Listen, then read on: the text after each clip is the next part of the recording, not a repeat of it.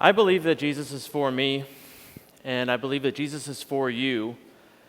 And part of the reason why I believe that has to do with this next theological term we have today, justification. Can I hear you guys say that? Can you say justification? Okay, not bad. Justification means to be declared right. It's a word that we use in everyday language sometimes. Like you'll hear somebody say, like, what justification can you give for that? Or can you justify your actions? It kind of means, it doesn't look right to me, but can you tell me something I can't see or don't know to make me see how this actually is right, how you're not in the wrong? In the sense that the Bible uses the term, it's justify. It's like, it's just if I'd never sin. It's just if I'd never failed to do the right thing when the opportunity arose. Justification, declared right. Things get kind of confusing, though, when you think about how God feels about sin. Now, remember, sin is an archery term. Sin just means you missed.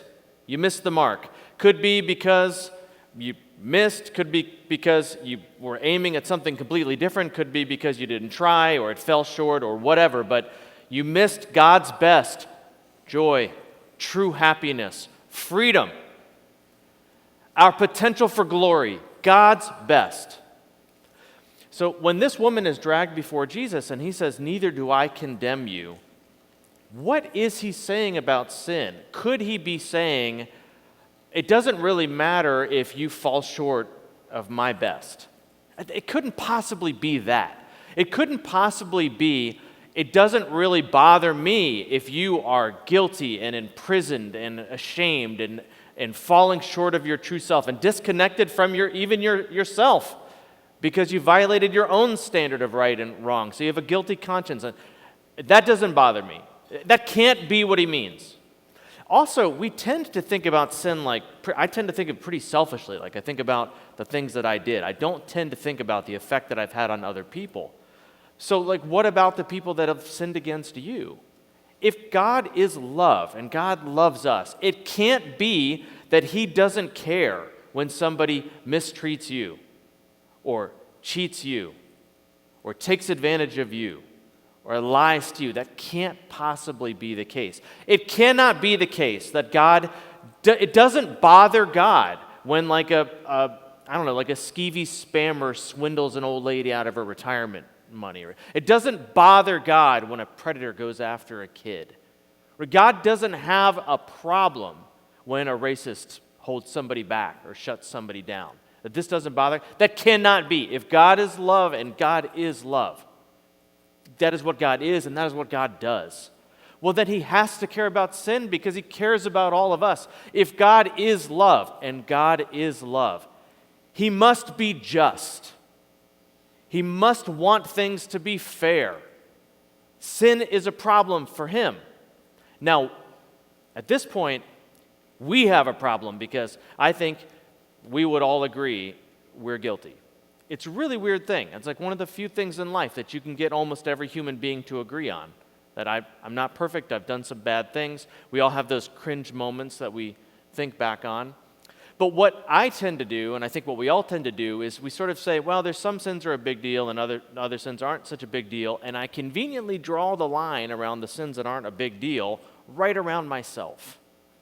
And there's whole family systems that do that, and you can find whole churches that do that, where it's kind of like, these things that would be obvious to anyone else that came in, that you guys struggle with this thing, these aren't a big deal. We're the good people.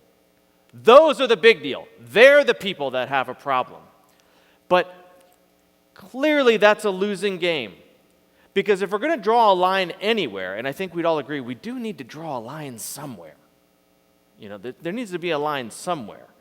But if we're going to draw a line anywhere, then we have to draw a line somewhere, and it's pretty narcissistic for me to draw the line right around myself. Where's the line? Whose line? Your line? My line? The things that you think are bad? The things that I think are bad? So now we have a real problem. We have a real conundrum. God has a conundrum. He is love. He wants to forgive. He is just. He can't just let us fall short of our potential and hurt each other all day long and do nothing about it. And he came up with a solution that no one would have ever anticipated. And if anyone could have anticipated it, no one else would have done. It was so profound and bizarre that 1 Peter says that even the angels long to look into these things. He came up with justification. When I was 9, I got caught stealing something from a gift shop at a water park, which is not something I did normally. I don't really know why I did it. At the time, I was thinking I just want to see if I could get away with it. Turns out I couldn't. I got about 10 feet outside of that shop, and there was a secret shopper dude inside there, and I felt his iron grip under my arm, and they were not playing. They dragged me into a back room, and they were calling the cops. We're pressing charges. You're going to juvie. I mean, they were not playing. I was crying. It was a mess. Then the cop showed up, and he took one look at my last name and disappeared for a few minutes. And not too long after, my dad, Dr. Travis, professor of criminal justice at the University of Cincinnati, came into the room. And this cop had taken a couple classes with him and recognized the name. And my dad said, "I'll take care of it. He's with me." It's my get-out-of-jail-free card. Now, it wasn't get-out-of-pain-free card. He didn't whoop me. That wasn't his style. But he said some things I'll never forget. I don't need to repeat anymore. And he grounded me long enough to make sure I missed trick-or-treating for Halloween, which when I was 9, yeah, that was a gut punch. But that's getting into sanctification, which I'll talk about on Friday. I want you to just imagine for a moment that your dad, because this is actually the reality, is, I don't know, the judge of the universe. And when you come to the end of your days, the accuser drags you before him and he lays it all out, all the things you did wrong and all the times you failed to do right. And that's the stuff that really stings. And when you see it all laid out, it's bad. It's bad. And you can't defend yourself. You can't argue against it. It's when you see it objectively, it's rough. And your dad is a good judge. He doesn't take bribes. He doesn't do favors. He judges correctly. And so he hands out the appropriate verdict and the appropriate penalty, and it is way more than you could ever pay. Way more than you could ever pay. And the gavel comes down. Guilty. And you know the worst thing about it is, you know in your heart that you deserve it. You know that this is fair and right. There's no part of you that's like, I'm getting a bum deal. You're like, this is what I've got coming.